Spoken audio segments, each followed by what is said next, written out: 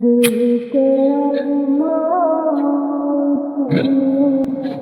দেখে নাকি? কেন ভাই, কি হয়েছে? কি সমস্যা? সমস্যা আছে? লাইসেন্স দেখেন। ভাই আপনারা কি পাইছেন? কোন সংবিধানে আছে যে রাত 12টার পর আমি গাড়ি দাঁড় করাইতে পারবো না?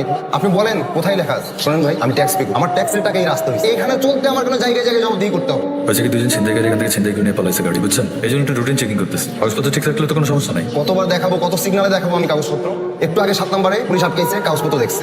এখন আপনি আসছেন, এক চেকপোস্টে চেক করার পর এটা প্রত্যেক চেকপোস্টে নিউজ চলে যাবে, ডিজিটাল হয়েছে। আচ্ছা ঠিক আছে ভাই, কাগজপত্র দিতে হবে না, আপনি একটা কার্ড দেখান, আইডি কার্ড দেখান। বাড়ি কই আপনার? যশোর। যশোর না, তাই তো বলি। যশোর কই? মনিরামপুর। রামপুর। কোন কলেজ থেকে ইন্টারমিডিয়েট করছেন? MM college. আমার বাড়িও যশোর। আরে আমিও তো এমএম কলেজ থেকে ইন্টারমিডিয়েট করছি। তাই নাকি? হ্যাঁ। কোন ব্যাচ আপনি?